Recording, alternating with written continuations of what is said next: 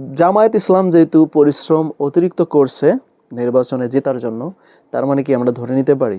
আসসালামু আলাইকুম সম্মানিত দর্শক শ্রোতা। ছোটবেলা থেকে আমাদের মহান শিক্ষকগণ এবং শিক্ষিকাগণ তারা কিন্তু আমাদের একটা সুন্দর পরামর্শ দিতেন। সবসময় বলতেন যে যে যত বেশি পরিশ্রম করবে দিন শেষে ফলাফলটা কিন্তু তার ঘরে উঠবে। তো বর্তমান যে সিচুয়েশনটা দেখছি এখানে আমাদের বাস্তব বা আগামী ত্রয়োদশ নির্বাচন 2026-এর যে দুইটা আকর্ষণীয় দল রয়েছে সেটা হচ্ছে বিএনপি এবং বাংলাদেশ জামায়াত।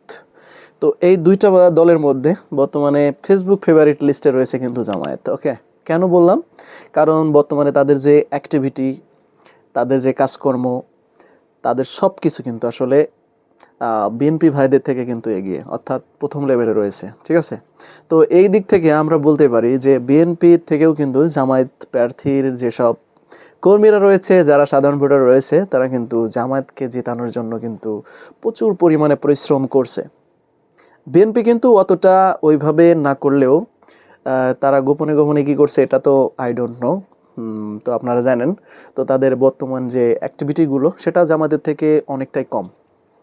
সেই তুলনা হিসাবে আমরা বলতে পারি যে জামায়াত ইসলাম যেহেতু পরিশ্রম অতিরিক্ত করছে নির্বাচনে জেতার জন্য, তার মানে কি আমরা ধরে নিতে পারি সাদদের সেই পরামর্শ অনুযায়ী যে যে যত বেশি পরিশ্রম করবে সে রেজাল্টটা কি জামাতের ঘরে উঠতে যাচ্ছে, নাকি মোড় ঘুরে অন্যদিকে যেতেও পারে?